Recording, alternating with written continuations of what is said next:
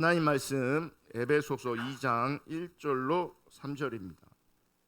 에베소서 2장 1절로 3절 우리 한 목소리로 하나님 말씀 받겠습니다. 그는 허물과 죄로 죽었던 너희를 살리셨도다. 그때 너희는 그 가운데서 행하여 이 세상 풍조를 따르고 공중의 권세 잡은 자를 따랐으니 곧 지금 불순종의 아들들 가운데서 역사하는 영이라.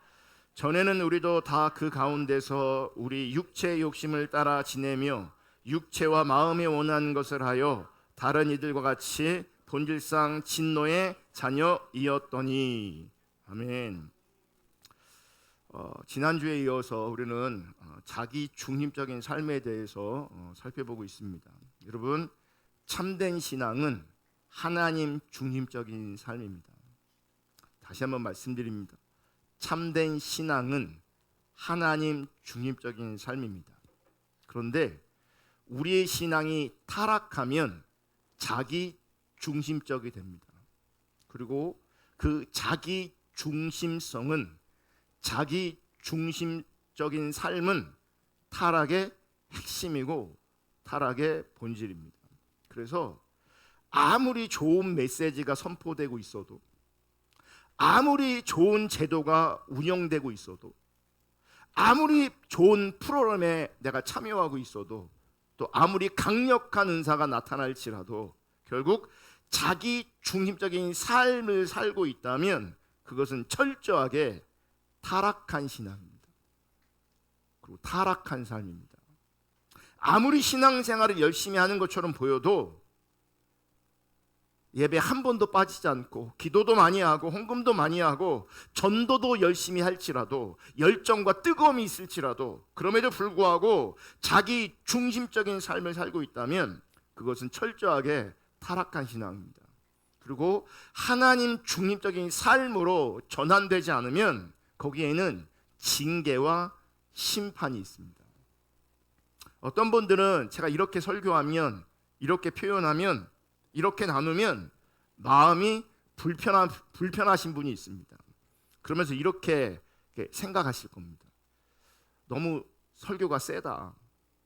너무 설교가 강하다. 그리고 보편적으로 여러분, 이런 내용을 강하게 설교하는 교회가 우리 한국 교회에 많이 없습니다.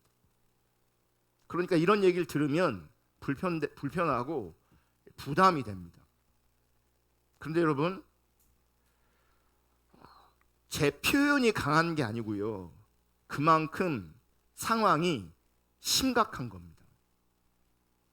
상황이 심각하기 때문에 바르게 진단하고 강하게 어필할 수밖에 없는 겁니다. 지난주에 어느 정치인이 한 언론사와 인터뷰를 했습니다. 그 인터뷰 중에 의미 있는 내용이 있어서 잠깐 나누려고 합니다. 이분은 젊은 분, 저보다도 어린데 국회의원을 벌써 3선이나 했어요.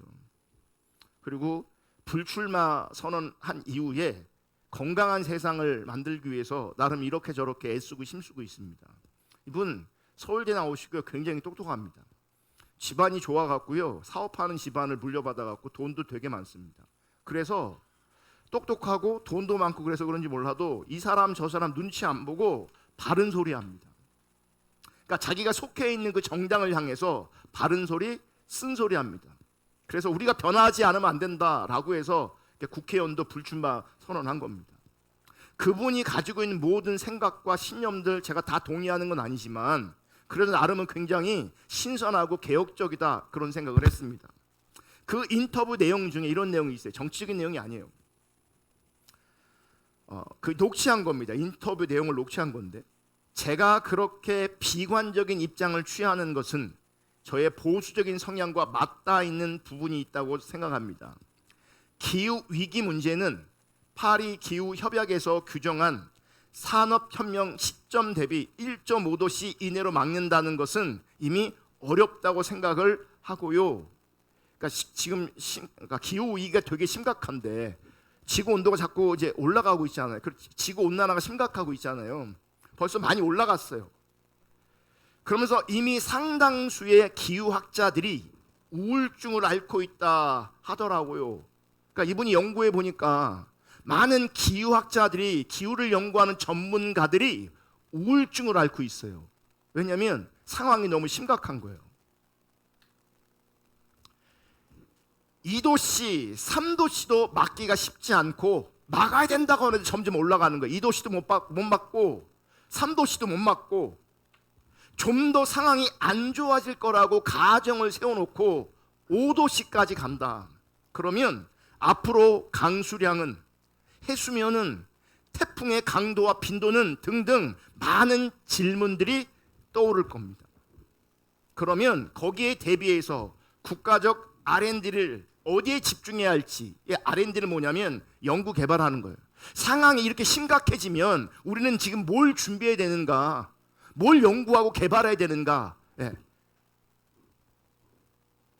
그래도 국가 또는 인류 공동체가 생존할 수 있는데 더 도움이 되는 것을 보면은 더 비관적인 시나리오를 채택하는 게 저는 인간의 생존율을 더 높인다고 생각을 합니다. 계속 올라가고 있는데 정말 심각한 그 자리를 설정해 놓고, 뭐예요? 준비해야 심각한 위기를 넘어갈 수 있다는 거죠. 인간의 생존율을 높일 수 있다는 거예요.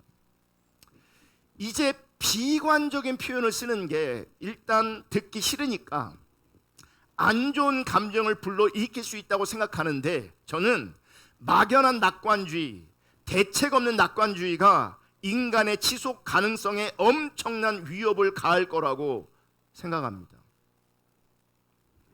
여러분, 지금 기후 위기가 굉장히 심각합니다. 이거 모르는 사람이 없어요. 그런데 실제로 그 심각성을 인식하는 사람은 사실 많지 않아요. 우리는 나 먹고 살기 바빠서 이 기후 위기를 신경 쓸 여유조차도 없습니다. 근데 실상 우리가 직면하고 있는 기후 위기는 정말 심각합니다. 너무 심각해서 그 전문가들은 스트레스를 받고 있는 거예요. 스트레스가 심해서 우울증까지 오고 있는 거예요. 이거 안 막으면 우리 다음 세대들 살 수가 없다, 이 지구상에서. 우리 다 망한다. 이 스트레스가 엄청난 거예요. 왜냐하면 그들은 보이거든요. 우리는 안 보이지만 그들은 보이거든요. 안 막으면, 또 준비하지 않으면 다 망한다. 이게 보이거든요. 이거 스트레스 받는 거예요. 우울증까지 걸리는 거예요. 그래서 지금부터 심각한 상황을 설정해 놓고 대비하고 준비해야 된다는 거예요. 심각한 상황을 우리가 인식하지 않으면, 설정하지 않으면, 그래 대비하고 준비하지 않으면 온 인류가 다 망할 수 있다는 거예요. 여러분, 심각한 상황을 듣는 것은 불편합니다. 하지만 심각한 상황을 인식하지 못하면 막연한 낙관주의, 대책 없는 낙관주의가 온 인류를 위험에 빠뜨릴 수 있습니다. 근데 이게 신앙적으로도 영적으로도 똑같이 적용됩니다. 그런데 정말 많은 사람들이요, 자기 중립적인 자리에서 막연한 낙관주의, 대책 없는 낙관주의에 빠져 있습니다. 신앙적으로, 영적으로. 그러니까 모르는 거죠. 인식이, 처지 인식이, 상황 인식이 안 되는 겁니다. 그래서 많은 사람들이 그래도 나는 구원은 받았겠지, 그래도 나는 천국 갈 수 있겠지, 그래도 나는 잘하고 있는 거야, 이렇게 막연한 낙관주의 가운데 있습니다. 여러분, 아무리 구원을 내가 강하게 확신하고 있을지라도 그게 참신앙이 아니라면, 참신앙을 토대로 하여서 그 구원의 확신이 있는 것이 아니라면, 여전히 자기 중립적인 삶을 살고 있다면 아무리 구원의 확신이 강해도 망합니다. 여러분, 구원의 확신이 나를 구원하는 게 아니에요. 참신앙이 나를 구원하는 거예요. 우리 시대가 심각한 것이, 여러분, 참신앙과 거짓신앙이, 참신앙, 거짓신앙, 이런 관점 자체가 없어요. 이단이냐 정통이냐 이런 관점은 있는데 참신앙이냐 거짓신앙이냐 이런 관점은 없다고요. 이런 관점이 없다 보니 우리는 보편적으로, 인간은 보편적으로 거짓신앙으로 흘러갑니다. 그럴 수밖에 없습니다. 인간의 본성이, 타락한 인간의 본성이 거짓신앙과 코드가 딱 맞아요. 그래서 하나님 중적인 참된 신앙이 아니면 우리 모두는 저를 포함해서 자동적으로 거짓신앙으로 흘러갑니다. 그래서 여러분, 선지자들도 예수님도 항상 강하게 말씀하셨어요. 아까 그 정치인이 기후 위기를 말하면서 최악의 상황을 설정해 놓고 준비하고 대처해야 된다 그랬잖아요. 똑같이 선지자들도 예수님도 그렇게 하셨어요. 그래서 그들이 메시지를 전할 때 여러분 조금만 고치십시오, 요것만 고치십시오 그렇게 권면하지 않았어요. 아니 너무 잘하는데 요것만 고치면 더 좋을 건데 이렇게 말씀하지 않았어요. 선지서를 보세요. 너희는 지금 하나님 버렸다, 너희가 지금 하나님을 떠났다, 너희 믿음은 믿음이 아니다, 너희는 하나님을 모른다, 너희는 하나님을 사랑하지 않는다 강력하게 외쳤습니다. 그리고 이런 메시지를 누구한테 전한 줄 아십니까? 소위 신앙생활 열심히 하고 있는 사람들에게 이런 메시지 전하는 거예요. 신앙생활 하고 있는데 예배하러 온 사람들한테 당신들은 믿음이 아니라고, 하나님 모른다고, 당신들은 하나님을 떠났다고, 당신들은 하나님 버렸다고 예배하러 모인 사람들한테 이렇게 외치는 거예요.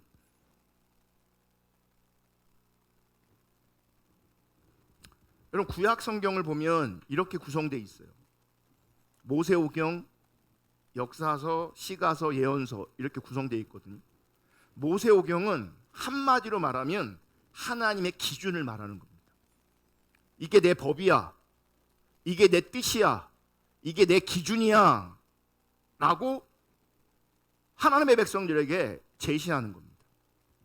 역사서는 그 하나님이 하나님의 기준을 제시했는데 그 기준 앞에서 인간들이 어떻게 살았는가를 보여주고 있습니다. 어떻게 살았어요? 그들은 하나님의 기준을 버렸습니다. 그들은 하나님을 떠났습니다. 그러니까 기준이 없어서 무너진 게 아니에요. 그들이 기준을 버린 거죠. 예언서는 뭔지 아세요? 하나님을 떠난 이스라엘을 향해서 하나님의 메시지가 선포됩니다. 근데 선지자들이 전한 가장 강력하고 핵심적이고 본질적인 메시지가 뭐냐면 심판입니다. 왜요? 하나님을 떠났기 때문에 그래요. 그래서 선지자들은 이스라엘이 지금 하나님을 떠났기 때문에 하나님이 너희를 심판하신다고 강력하게 외친 겁니다. 그들은 그 얘기를 들으면서 불편해했습니다. 힘들어했습니다. 문제는 불편해도 자기를 돌아보면 살 건데 그들은 불편했는데 자기를 돌아보지 않았습니다. 그래서 그 선지자들을 죽여버렸습니다. 예수도 죽여버렸습니다. 많은 사도들이 죽임을 당했습니다. 안 듣는다. 여러분 성경에 보면 구약시대에 선지자들이 그렇게, 여러분 구약에서 선지자들이 하나님 믿는 사람들을 향해서 너희가 하나님 버렸고 하나님 떠났다고 말하는데 그 얘기가 안 들려요. 왜냐하면 자기들이 하나님 떠났다 버렸다라고 한 처지인식이 잘 안 되는 거예요. 하나님 떠났는데 떠난 줄 모르는 거예요. 왜 떠난 줄 모릅니까? 하나님 떠난 것을 그들은 이렇게 이해하는 거죠. 그러니까 나는 이제 하나님 안 섬겨, 나는 바알만 섬길 거야. 나는 이제 하나님 안 섬겨, 나는 아세라만 섬길 거야. 아니 나는 이스라엘 안 해, 난 블레셋 할래. 이런 걸 하나님 떠나는 거로 생각하는 거예요. 이런 거를. 그러니까 그들은 그런 관점에서 보면 한 번도 하나님을 떠난 적이 없는 거예요. 우리식으로 말하면 그들은 한 번도 교회를 떠난 적이 없어요. 교회 생활을 멈춘 적이 없어요. 그러니까 하나님 떠난 줄 모르는 거예요. 근데 여러분 하나님 떠난 게 뭔지 아십니까? 자기 중립적인 삶을 사는 것이 곧 하나님을 떠난 겁니다. 그러니까 그들이 모양적으로는 열심히 신앙생활하고 있었지만 자기 중립적인 삶을 살고 있었기에 그들을 향해서 선지자들이 외친 거예요. 하나님 버렸다고, 하나님 떠났다고. 구약에서 바알, 아세라 이런 우상들이 나오잖아요. 그 우상 숭배를 죄로 지적합니다. 그리고 그 우상 숭배가 심판의 이유로 등장하기도 합니다. 그런데 여러분, 그 구약 시대의 우상 숭배를 우리 시대로 적용하면 정확하게 자기 중심적인 자리에서 세상을 사랑하고 돈을 사랑하는 것이 이스라엘 백성들이 바알을 섬기고 아세라를 섬겼던 것과 똑같은 겁니다. 여러분, 이스라엘은 개종한 적이 한 번도 없어요. 개종하지 않았다고요. 그들은. 우리가 개종한 적이 있어요? 아니요, 없죠. 왜냐하면 지금 예배당이 있잖아요. 우리가 예배하고 있잖아요. 우리는 개종한 적이 없어요. 이스라엘도 개종한 적이 없어요. 근데 왜 그들을 향해 우상 숭배하냐? 그들은 개종하지 않은 그 자리에서 너무나 자연스럽게 그들의 문화 안에, 그들의 신앙 안에 바알이 들어오고 아세라가 들어오는 거예요. 그들이 노골적으로 바알을 섬기고 아세라를 섬긴 게 아니에요. 그들의 신앙의 자리에 자기도 모르게 바알이 들어오고 아세라가 들어오는 거예요. 그것들이 좋아 보이는 거예요. 똑같아요. 우리 안에 세상이 들어오면 그게 바알이에요. 그게 아세라예요. 여러분 안에 세상 사랑이 있는데 그거 우상으로 내가 인식하냐고요. 여러분 안에 돈 사랑함이 가득한데 그거 우상으로 내가 인식하냐고요. 우상으로 인식하지 않은 채 이렇게 예배하러 오잖아요. 그들도 그런 거예요. 똑같은 거예요. 그래서 여러분, 자기 중립적인 삶과 세상 그리고 사단의 관계를 아는 것이 굉장히 중요합니다. 그리고 하나님의 은혜가 우리 가운데 임해서 들리는 은혜가 있기를 주님의 이름 축복합니다. 이게 왜 심각하냐면 선지자들이 그렇게 외쳤는데요. 선지자들이 그렇게 외쳤는데 우리가 소위 말하는 그 부흥의 역사, 온 백성들이 모여서 회개하고 주님께 돌이켰던 역사 한 번도 없어요. 한 번도 없습니다. 언제 부흥처럼 보이는 때가 있는 줄 아십니까? 온 백성 모여 막 회개하고 막 그럴 때가 있거든. 언제인 줄 아십니까? 쫄딱 망한 다음에 포로로 끌려가서 돌아와서 학개가 여호와의 말씀을, 여호와의 율법을 읽어줄 때, 그때 남녀노소 할 것 없이 애통해하면서 우리가 하나님께 돌아가자 부흥이 일어납니다. 언제 일어났다고요? 쫄딱 망한 다음에. 그러니까 망하기 전에는요, 이스라엘 백성들이 듣고 회개한 적이 한 번도 없어요. 그러니까 듣는다는 게, 들려진다는 게 결코 쉬운 게 아니에요. 또 한 번 있어요, 그런 역사가. 근데 그게 이스라엘이 아니고요, 이방이에요. 요나가 니느웨에 가서 외치잖아요. 봐요, 자기는 전하기 싫었어요. 그러니까 도망가잖아요. 물속에, 뱃속에 3일 동안 갇혀 있다가 가서 이제 전하는 거죠. 이제 전하는데 여러분, 어떻게 전했겠어요? 자기 민족을 향해서 우리가 회개해야 우리가 삽니다. 우리가 회개하지 않으면, 우리가 하나님께 돌아가지 않으면 하나님이 심판하십니다. 막 이렇게 절절하게 전했겠냐고요, 니느웨에서. 네? 그렇게 안 전했어요. 근데요, 놀라운 일이 벌어졌어요. 그들은 그 얘기를 듣고 회개했어요. 그들은.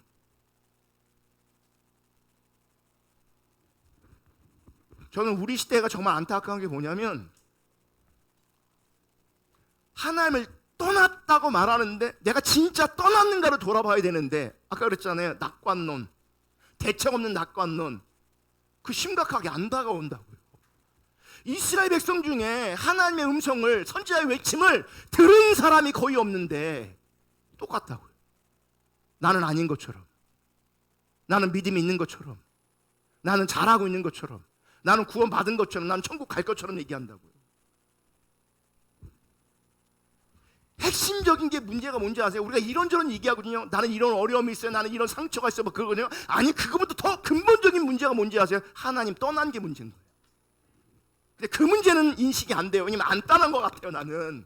그냥 안 떠난 상태에서 하나님 버리지 않은 상태에서 이게 문제고 이게 문제고 이게 문제고 이게 문제로 생각해. 아니에요. 이게 문제가 아니고요. 내가 하나님 없는 게 문제예요. 내가 하나님 떠난 게 문제라고요. 정말 하나님의 은혜로 이스라엘 백성들에 들려지지 않았는데 여러분에게 들려질 수 있는 그 은혜가 부어지기를 주님으로 축복합니다. 그래야 우리가 삽니다. 정말 삽니다. 에베소서 2장 1절 3절을 우리가 읽었는데 말씀에 보면 하나님을 모르던 불신자들의 상태를 언급하고 있습니다.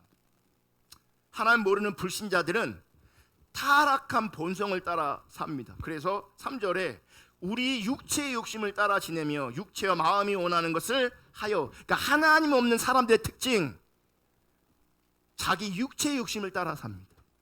제가 지난주에 우리 동기들 만났는데 그 중에는 교수도 있어요. 신학교 교수. 이 친구가 그 학교에만 갇혀 있는 친구 아니고요. 상당히 사역을 크게 합니다. 그리고 넓게 합니다. 학교 다닐 때 잘 몰랐는데요. 이 친구가 문화 사역도 하고 막 그래요. 그래서 이 친구가 한국의 유명한 막 가수들과도 이렇게 막 교제하고, 뭐 CCM 가수들은 뭐 다 알고, 학교 다닐 땐 그렇게 안 보였는데. 근데 그 친구가 그러더라고요. 그러니까 그 친구 만나는 사람들 대부분 교수잖아요. 저한테 이런 얘기 하더라고요.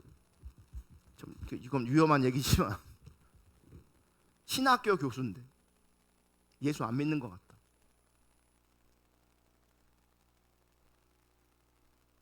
제가 뭐 얘기하려고 하냐면, 우리는 믿는다고 하고 교회를 다니니까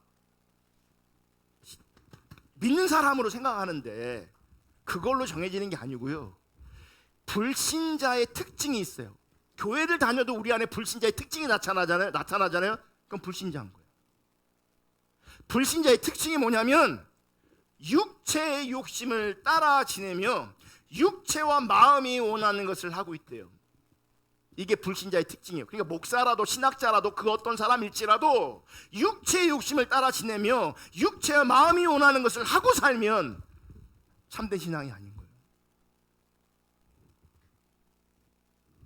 근데 육체의 욕심을 따라 지내는 것, 타락한 본성을 따라가는 것, 이게 뭐냐면 이게 자기 중립적인 삶을 말하는 거예요. 이게. 근데 이 불신자들의 특징이 뭔지 아십니까? 육체의 욕심을 따라가잖아요. 이분들은 세상의 풍속을 쫓아갑니다. 2절에 보면 그때 너희는 그 가운데 행하여 이 세상 풍조를 따르고 세상을 따라가고 있어요. 그러니까 보세요. 자기 중립적인 삶과 세상을 따라가는 삶은 같이 가게 돼 있어요. 근데 세상 풍조를 따르고 바로 이어서 뭐라고 말하냐면 공중의 권세 잡은 자를 따랐으니. 그러니까 여러분, 세상을 따라가는 삶이 곧 사단을 따라가는 삶과 같은 거예요. 그러니까 자기 중립적인 삶과 세상을 따라가고 세상을 사랑하는 삶과 사단을 따라가는 삶이 아주 밀접한 관계가 있다고요. 연관돼 있다고. 그러니까 불신자들은 원래 하나님 믿지 않잖아요. 그러니까 불신자 하나님 믿지 않는 모두 믿지 않냐면 사단의 존재도 그들은 믿지 않아요. 그죠? 근데 하나님도 무시하고 사단도 무시해. 근데 자기가 있는 그 삶의 자리에서 타락한 자기 마음과 육신이 원하는 삶, 즉 자기 중립적인 삶의 자리에서 세상 속에서 세상을 따라가는 삶을 산다면 그가 알든 모르든 인정하든 인정하지 않든 그는 사단을 따르는 삶을 살고 있는 거예요. 그러니까 자기 중적인 삶은 세상과 연결되어 있고 세상을 따라가는 삶은 곧 사단과 연관이 되어 있다. 이게 항상 같이 가요. 그러니까 자기 중립적인 사람은요, 하나님 절대 사랑할 수 없습니다. 그분은 세상을 사랑하고 돈을 사랑합니다. 그 배후에는 누가 있어요? 사단이 있어요. 먼저 자기 중립적인 삶과 세상의 관계를 살펴보겠습니다.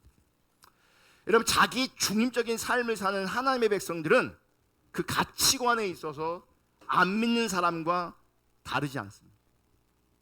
그들과 거의 똑같습니다. 차이가 있다면 주일날 예배하는 것과 몇 가지 종교적인 모양이 있는 것과 이런 차이가 있을 뿐 가치관은 차이가 없습니다. 거의 똑같습니다.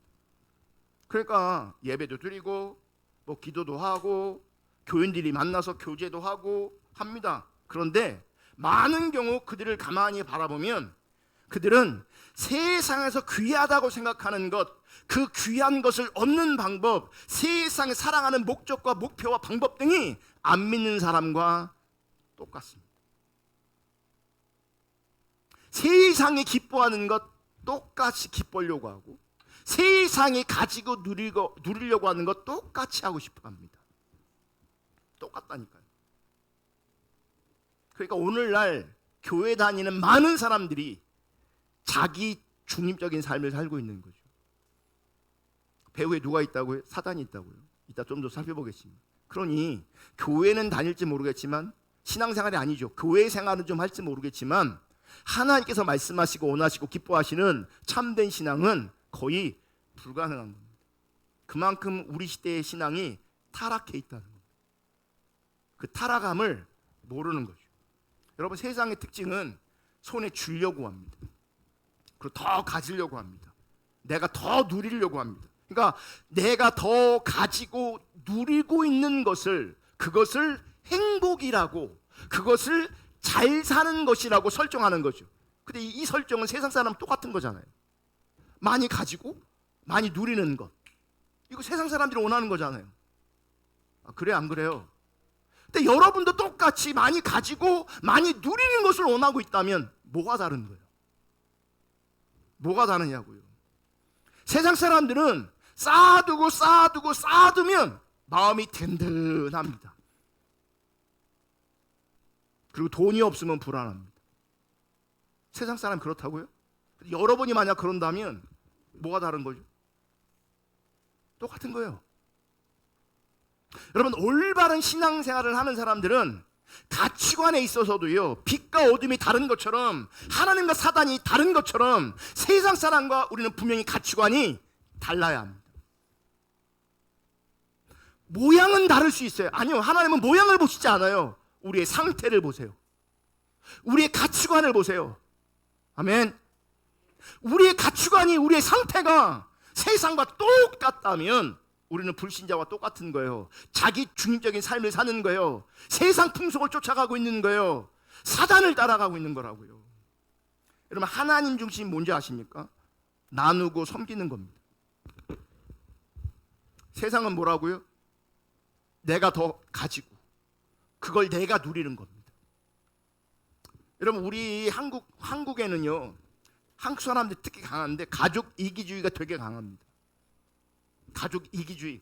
그래서 우리 가족을 위해서 모으고, 우리 가족을 위해서만 이거 뭐 하는 거야? 모으고 우리 가족을 위해서만 누리려고 하는 거죠. 우리 한국에는요, 엄청난 가족 이기주의가 있습니다. 그게 자기중립적인 삶과 연결되어 있는 겁니다. 그러니까 어떻게 해야 돼요? 모아야 돼요. 가져야 돼요. 그걸 토대로 내가 누려야 돼요. 그게 세상이에요. 그럼 하나님 중심 뭐예요? 하나님 중심은 나누고 섬기는 겁니다. 여러분, 세상은 나누고 섬기지 않습니다. 세상은 적당히 처세하고, 세상은 적당히 생색을 내지 그들은 나누고 섬기지 않습니다.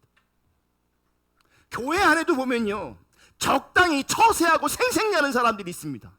나누고 섬기는 게 아니라 처세하고 생색낸다고요. 처세와 생색은 자기 중립적인 삶이에요. 하나님 중립적인 삶의 자리에서 처세와 생색은 없습니다. 나누고 섬기는 겁니다. 중심에서 나누고 섬기는 겁니다. 아멘. 세상 사랑하면, 돈 사랑하면, 모으기만 하고 자기들만 누리기만 한다면 기억하십시오. 그 영혼은 망합니다. 그 영혼이 망한다고요.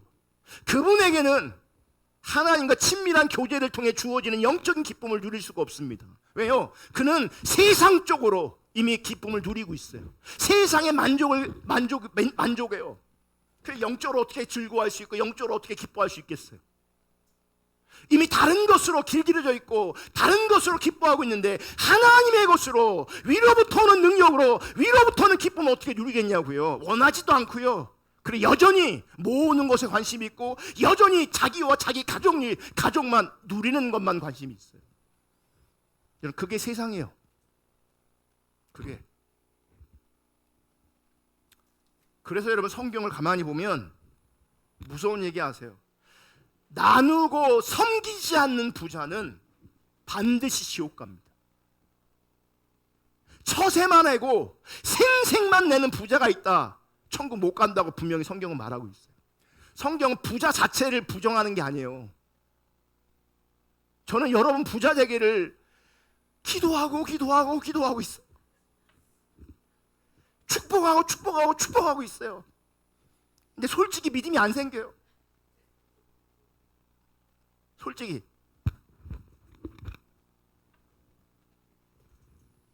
성경은요, 부자 되는 것을 죄라고 말하지 않아요. 부자 될 수 있어요. 하나님께서 그런 복을 주실 수 있어요. 근데 나누고 섬기지 않는 부자라면 기억하십시오. 천국 못 갑니다.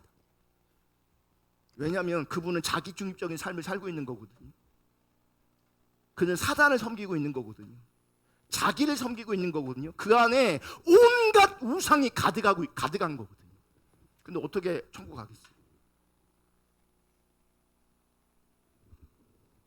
부자는, 낙타가 그 바늘길을 통과하는 것보다 부자가 천국 가는 게 더 어렵다고. 더 어렵다고. 근데 우리는 그 무거운 하나님의 말씀이 분명히 있음에도 불구하고 부자 되고 싶어요. 어떤 부자? 가지고 누리는 부자 되고 싶어 하는 거죠. 천국 못 간다는데, 지옥 간다는데.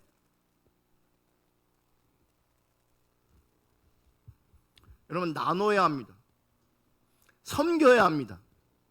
그게 참된 믿음입니다. 그것이 하나님 사랑하는 겁니다. 아멘. 왜 물질이 복이냐?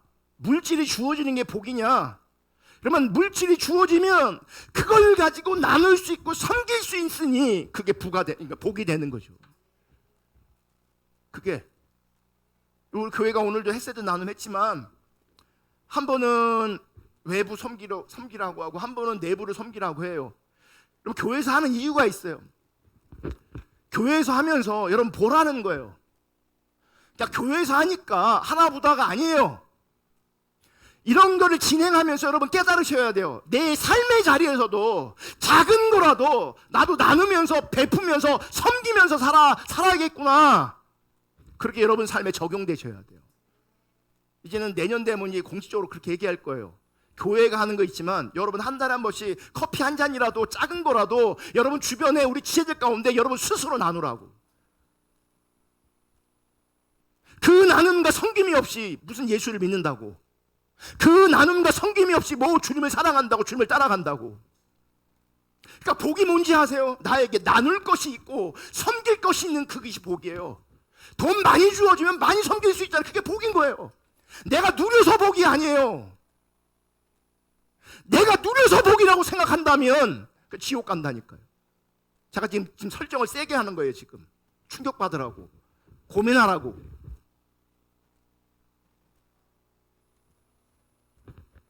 건강이 있으면 그 건강 갖고 섬길 수 있잖아요. 그래서 그 건강이 복인 거예요.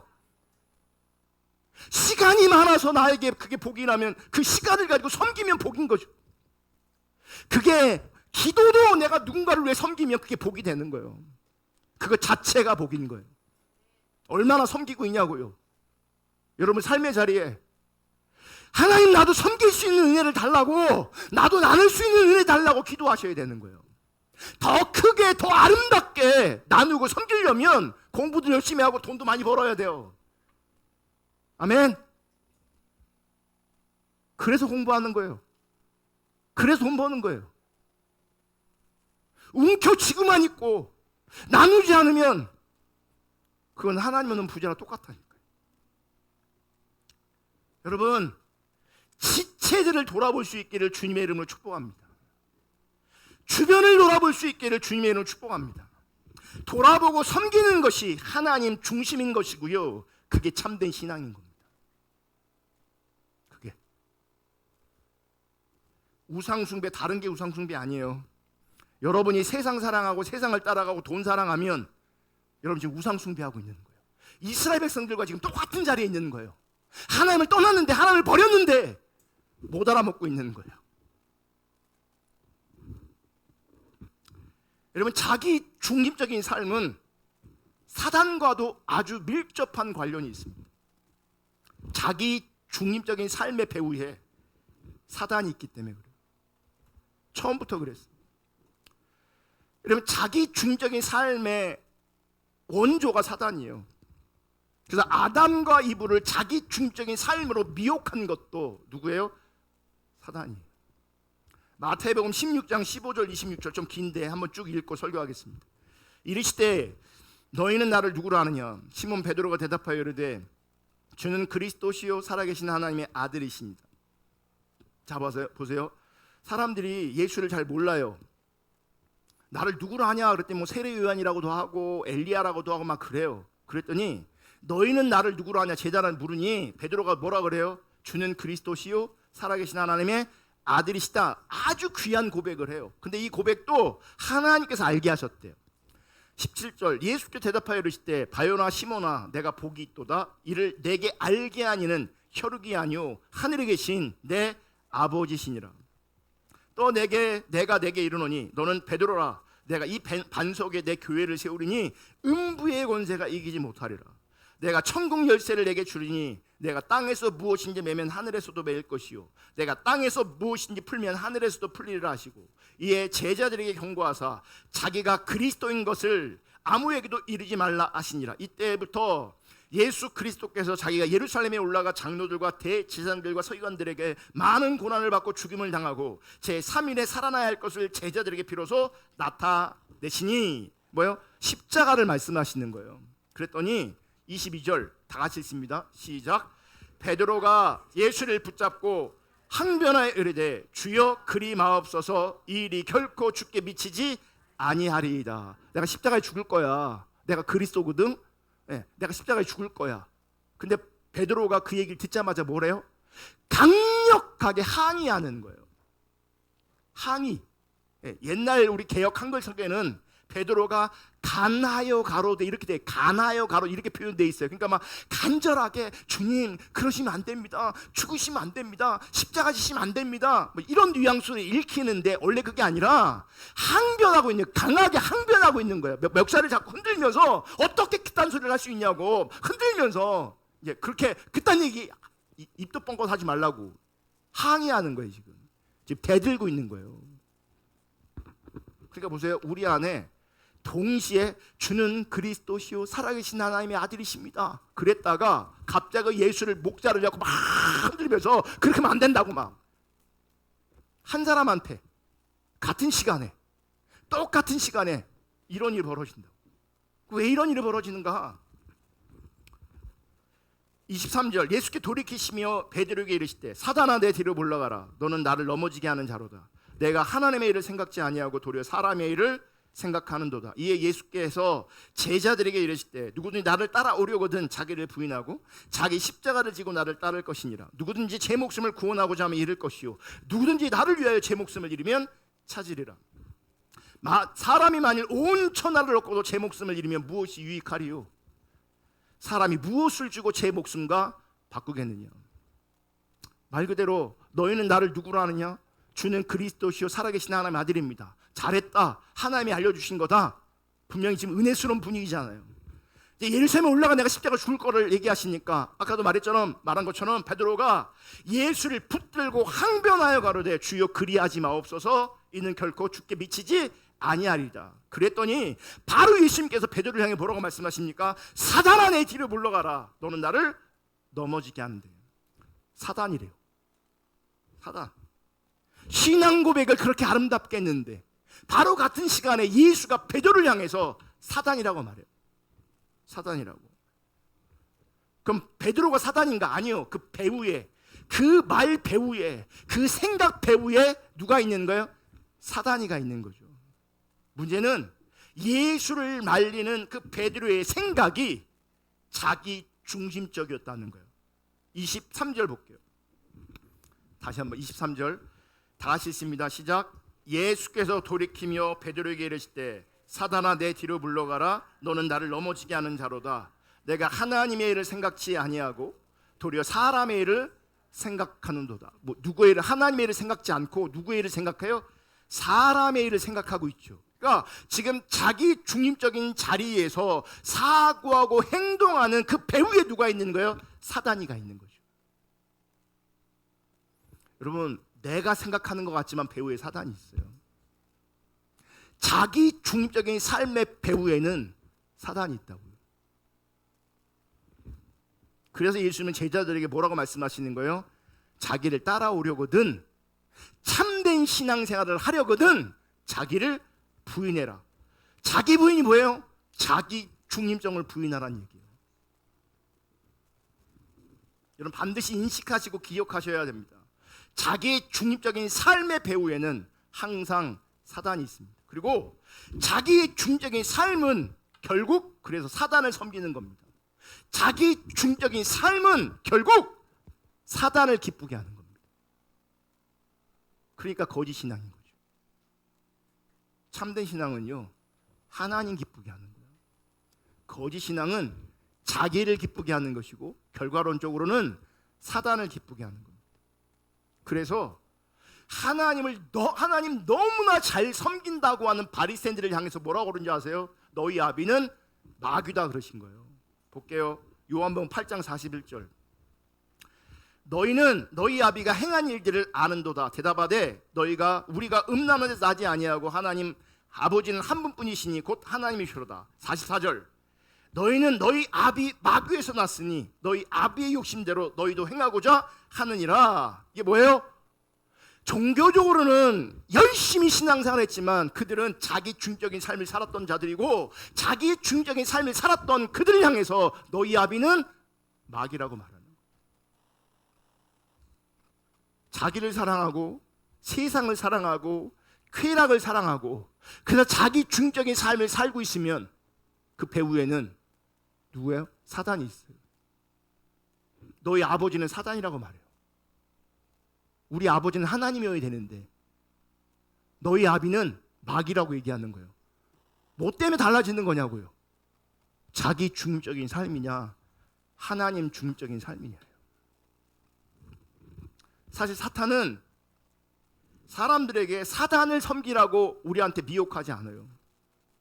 사단은 어떻게 역사하냐면 너 자신을 섬기라고 얘기해요. 이 얘기 뭐냐면 자기 중립적인 삶을 살라고 우리의 본능을 자꾸 부추겨요. 너 뜻대로 살아야 돼. 자기 중립적인 삶을 살려고 자꾸 역사한다고요. 그러니까 우리가 필이 꽂힌다 그러잖아요. 뭐가 꽂히면 대부분의 많은 사람들이 뭐가 꽂히면 해야 돼. 짬뽕이 꽂히면 짬뽕을 먹어야 돼. 짜장이 꽂히면 짜장을 먹어야 돼. 뭐가 꽂히면 사야 돼. 이게 뭐예요? 뭔가 우리 가운데 영향을 주고 있는 거거든요. 영향을. 사단은 자기 중립적인 삶을 살라고 자꾸 우리 안에 메시지를 줘요. 우리 안에 뭔가 꽂히게 만든다고요. 뭔가를 생각하게 만들고 뭔가를 집착하게 만들고 뭔가를 바라보게 만들고 뭔가를 따라가게 만든단 말이에요. 자기 중립적인 삶의 자리에서. 그거 따라가잖아요. 그것은 사단을 섬기는 꼴이 되는 것이고 그걸 따라가면 결국 사단을 기쁘게 하는 꼴이 되는 거예요. 그래서 여러분 자기 중립적인 삶의 자리에서는 참신앙이 절대적으로 불가능하게 되는 거죠. 그래서 자기 중립적인 삶에는 성령님과 동행하는 삶도 안 돼요. 볼게요. 갈라디아서 5장 16절 25절. 내가 이르노니 너희는 성령을 따라 행하라. 그리하면 육체의 욕심을 이루지 아니하리라. 육체의 소욕은 성령을 거스리고 성령은 육체를 거스리나니 이 둘이 서로 대적함으로 너희가 원하는 것을 하지 못하게 하려 함이니라. 그러면서 육체의 일은 분명하다. 그러면서 음행과 더론과 호색과 우상숭배와 주술과 원수를 쭉쭉 얘기하고 성령의 열매는 하면서 사랑과 실학과 화평 쭉 얘기해요. 사도 바울은 우리 신앙생활을 뭘로 어떻게 표현하고 있냐면 성령을 따라 행하는 삶, 성령에 의한 삶이라고 사도 바울은 표현하고 있어요. 그래서 성령님과 함께해라, 성령을 쫓아 행하라 라고 우리 가운데 명령하고 있어요. 근데 육체와 성령은 항상 갈등 관계에 있어요. 육체와 성령이 싸운다고요. 근데 우리가 육체를 따라가면 성령에 의한 삶을 살 수가 없어요. 그러니까 자기 중적인 삶을 살게 되면 하나님 중적인 삶을 살 수가 없고 성령의 인도, 성령과 함께하는 삶 가능하지 않다는 거죠. 그리고 우리가 성령에 의한 삶을 살 때 이 육체를 이길 수 있는 거예요. 자기 중정을 이길 수 있는 거예요. 내가 이길 수 없어요. 성령님을 의지할 때, 성령님과 함께할 때 자기가 부인되어지고 자기 중립적인 삶을, 자기 중립적인 생각과 자기 중립적인 어떤 것들을 극복할 수 있는 거예요. 내가 아니라 성령으로 말미암아. 그래서 우리는 말씀과 기도로 성령을 붙잡고 말씀과 기도로 하나님을 찾음으로 말미암아 주님과 동행하는 자리에 있을 때에 하나님의 기준이 기준으로 비춰질 때에 하나님의 뜻이 우리 가운데 보여질 때에 우리가 자기를 부인하는 삶을 살 수 있고 자기 중립적인 삶을 밀어낼 수 있는 거죠. 육체를 이길 수 있는 거예요. 많은 사람들이 육체를 이기지 못해서 절망하고 또 절망하고 또 절망합니다. 제가 지난주에 마지막 찬양 했거든요. 예수님보다 더 사랑 뭐 그런 게 있잖아요.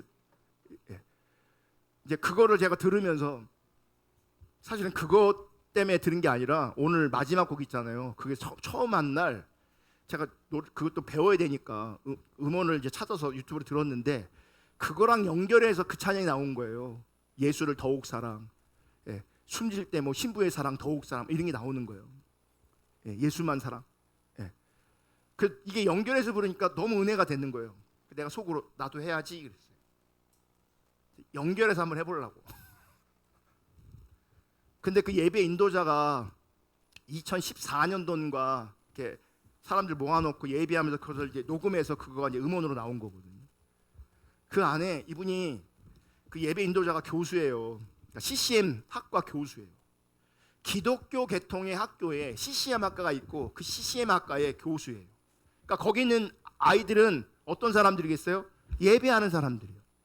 예배를 섬기는 사람들이에요. 그분이 그래도 멘트를 하면서 뭐라 그러냐면 너무너무 기가 막히대요. 세상 애들도 아니고 찬양한다고 예배한다고 모아놨는데 그 중에 어떤 아이들은 성적으로 무너지는 거예요. 동거하고 낙태하고 그리고 애들이 무너지고 힘들어하고 막. 그 왜 무너지냐? 왜 육체의 소욕을 이길 수 없느냐? 하나님 안 사랑해서 그런 거예요. 그래서 그분이 그 곡을 만든 거예요. 부른 거예요. 하나님만 사랑하면 육체를 이길 수 있다. 하나님 사랑해야 육체를 이길 수 있다. 하나님 사랑해야 자기 중심성을 이길 수 있다. 우리가 성령을 따라 행할 때에 육체를 이길 수 있어요. 육체, 내 본성, 내가 스스로 절대 이길 수 없어요. 나를 내가 어떻게 이겨요? 우리의 본성은 나를 채우려고 하지 절대 나를 부인하려고 하지 않아요. 그래서 우리는 너무나 많은 실패의 경험이 있어요. 안 되는 경험이 있어요. 왠지 아세요? 나는 못 이겨요, 나를. 그래서 우리는 성령을 의지해야 되고, 그래서 하나님 알고 하나님 사랑해야 돼요. 그래서 하나님 중립적인 삶을 추구해야 돼요. 그 자리에 하나님의 은혜로 성령의 인도하심과 성령의 역사로 말미암아 그 자기 중립성을 이겨낼 수 있는 거죠. 육체를 이길 수 있는 거죠. 타락한 본성을 이길 수 있는 거예요. 그래서 여러분 자기 중립적인 삶의 자리에서는 절대로 성령님과 동행할 수 없습니다. 그래서 예수님을 따르려면 철저하게 자기를 부인해야 되고요. 나를 죄에 드리는 것이 아니라 자꾸 의의 병기로 나를 하나님 중립적인 자리로 내어드리고 하나님의 뜻에 내 몸을 내어드려야 돼요. 그게 하나님 중심적인 삶이에요. 갈라디아서 6장 8절 읽어드릴게요. 자기의 육체를, 저 스크린 없어요. 자기의 육체를 위하여 심는 자는, 육체를 위하여 심는 자는 육체로부터 썩어질 것을 거두고, 그러니까 육체를 위해 심을 때는요, 때로는 신날 수 있어요. 재미있을 수 있어요. 이게 행복이지, 뭐 이게 사는 거지, 그럴 수 있어요. 근데 육체를 위해 심으면 심을수록 결국은 썩을 것을 거두게 돼 있어요. 성령을 위하여 심는 자는 성령으로 영생을 거둔다예요. 자 보세요. 그러면 육체를 심으면, 말씀해 보면 성령으로 심으면 영생을 거둬요. 육체를 위해 심으면 사망을 거두게 되는 거예요. 아멘. 우리가 선을 행하되 낙심하지 말지니 포기하지 아니하면 때가 이름에 거두리라. 여기서 선을 행한단 말은 착하게 살아라가 아니에요. 하나님 중적인 삶을 살라는 거예요. 왜요? 앞절에 성령을 위하여 심는 자는 성령으로 영생을 거둔다고 말하면서 우리가 선을 행하되 낙심하지 말 이유는, 성령을 위하여 심는 그 자리에 낙심하지 않는 이유는 때가 이름에 거둘 것이에요. 그래서 여러분, 울며 씨를 뿌리는 자는 기쁨으로 단을 거두신다고 그랬어요. 여러분, 울며 하나님 중립적인 삶을 살면 기쁨으로 거두게 돼 있어요. 즐겁게 신나게 자기 중립적인 삶을 살면 반드시 망하게 돼 있어요. 끝내 망하게 돼 있어요. 선을 행하되 여러분 낙심하지 않기를 축복합니다. 하나님 중립적인 삶을 포기하지 않으면 때가 이름에 영생을 거두게 하실 겁니다. 생명을 거두게 하실 겁니다. 하나님 나라를 우리 가운데 주실 겁니다.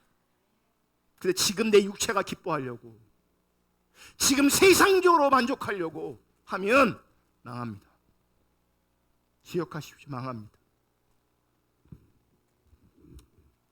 그래서 여러분, 자기 중립적인 삶을 살면 그 삶에는 심판이 옵니다. 왜요?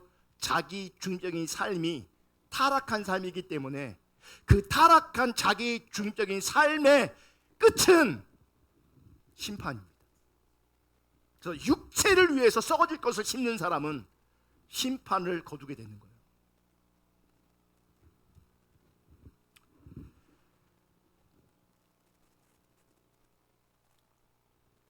어떤 사람들은 아까 막연한 그 낙관주의 혹은 우리 안에 영적 안일함이 있어요.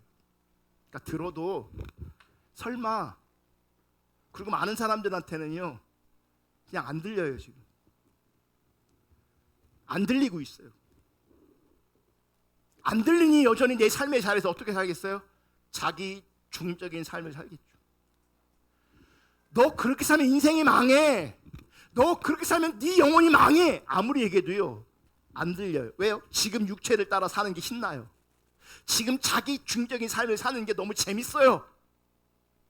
안 들려요. 들어도 안 남아있어요. 안 남아있어요.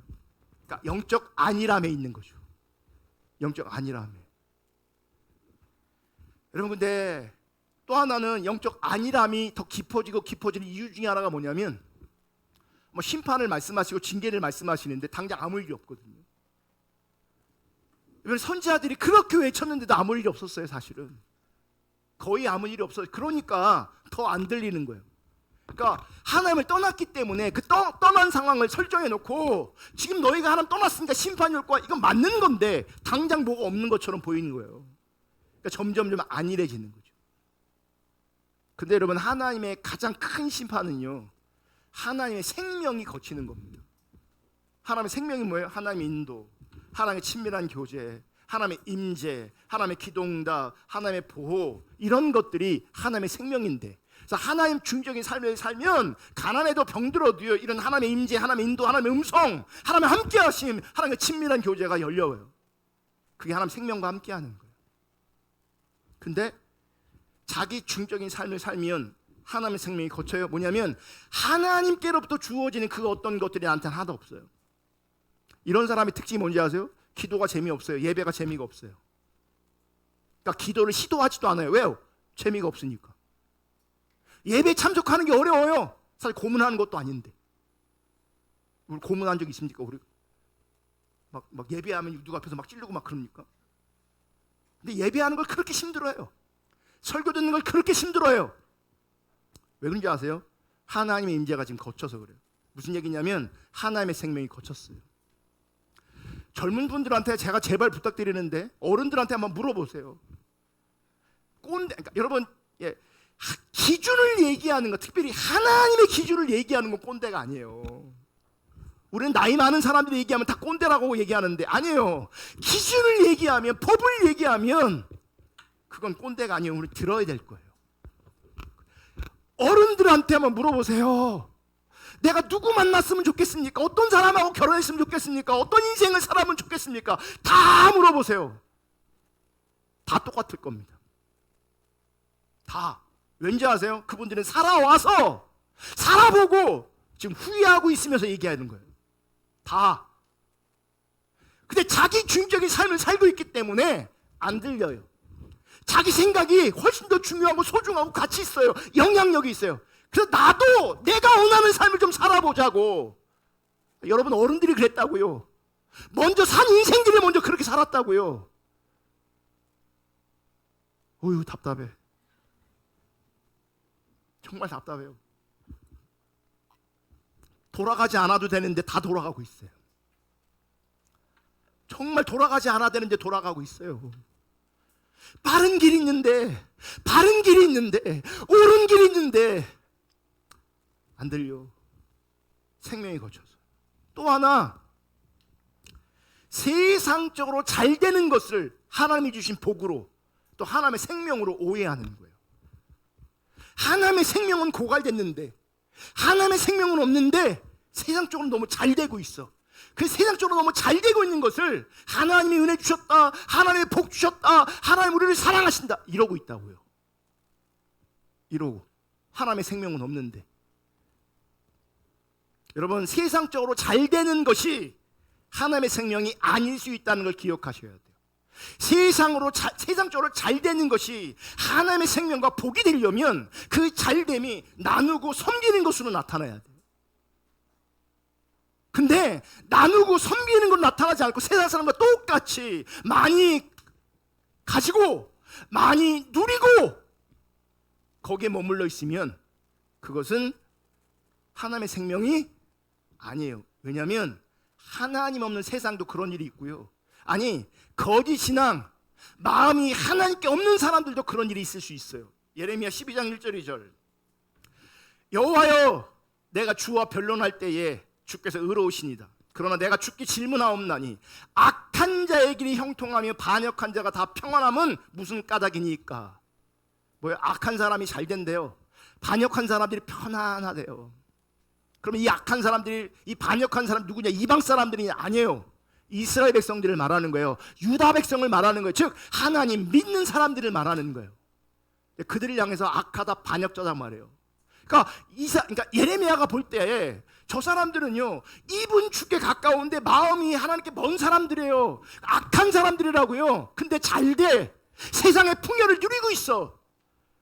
그래서 하나님 앞에 마음이 상했어요. 왜 악한 사람이 잘 됩니까? 여러분, 이 땅에서는요, 악한 사람이 잘 될 수 있어요. 하늘나라 가면 그런 일 절대 없어요. 근데 이 땅에서는 악한 사람이 잘 될 수 있어요. 악한 사람이 잘 될 수 있어요. 악한 사람이 성공할 수 있어요. 악한 사람이 좋은 대학 갈 수 있어요. 악한 사람이 많은 거 누릴 수 있어요. 아멘. 문제는 거기에 하나님의 생명이 없어요. 우리가 소중하게 여기는 건요, 잘 되는 게 아니에요. 하나님의 생명이 우리 안에 있는 거예요. 하나님의 생명. 저도 우리 교회에서 신앙생활 제일 잘하는 사람이 제일 부자고, 두 번째 잘하는 사람이 그 다음 부자고, 그 다음 신앙생활 잘하는 사람이 그 다음 부자고. 그러면 설교가 얼마나 배워요. 봐라, 예수 잘 믿으니까 1등이지 않냐. 아니요, 신앙생활 절대로 잘 못하면서 세상 너무너무 사랑하는데 그 사람이 경제적으로 1등일 수 있어요. 근데 하나님 관점으로 그거 하나도 의미 없어요. 도리어 그 배부름과 그 살찜 때문에 그는 자기 중성에서 벗어날 수가 없어요. 우리는 없으니까, 우리가 가지지 않았기 때문에 하나님 중적인 삶을 살아가는 것이 여러분 쉬울 수 있어요. 없어서 쉬울 수 있어요. 근데 많이 가지면, 많이 누리면 하나님 중적인 삶을 살려면 나누고 버리고 섬겨야 되는데 우리는 할 말 있잖아요. 없어요. 있는데도 안 섬기면 그건 심각한 거거든요. 근데 있는 사람이 더 인색하거든요. 있는 사람이 더 인색해요. 안 나눠요. 썩어 문드러져도 안 나눠요. 안 섬겨요. 예.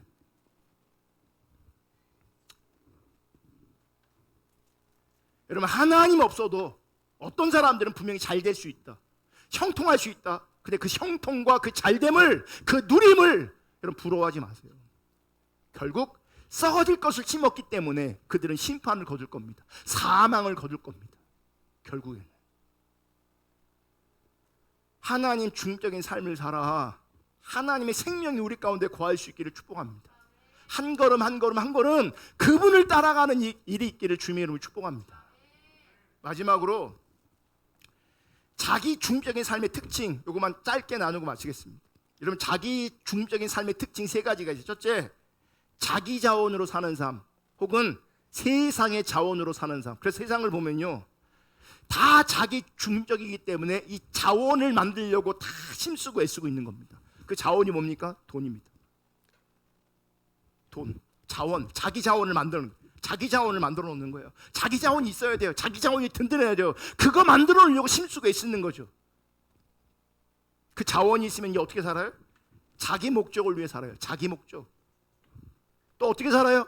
자기 방법으로 살아요. 혹은 세상의 방법으로 살아요. 이게 자기 중적인 삶의 특징이에요. 세상의 자원으로 살려고 하는 것, 세상의 목적을 위해 살려고 하는 것, 세상의 방법으로 사는 것, 자기 자원으로 사는 것, 자기 목적을 위해 사는 것, 자기 방법으로 사는 것, 이게 타락이에요. 우리는요, 하나님의 자원으로 삽니다. 은혜로 삽니다. 하나님의 목적을 위해 삽니다. 그래서 나누고 섬기는 겁니다. 우리는 하나님의 방법으로 삽니다. 내 방법이 아닙니다. 우리 안에 자기 중심적인 삶이 내려지고 하나님 중적인 삶이 사라지는 놀라운 은혜가 있기를 축복하고, 하나님 중적인 자리에 참되게 예배하는, 참되게 주님을 따라갈 수 있는 그 은혜가 부어질 수 있기를 주님의 이름으로 축복합니다. 우리 찬양하고 기도할 건데 우리가 너무 인식을 못하고 있어요. 정말 우리의 상황은 너무너무 심각한데 우리 인식이 안 되는 것 같아요. 추가곡 55장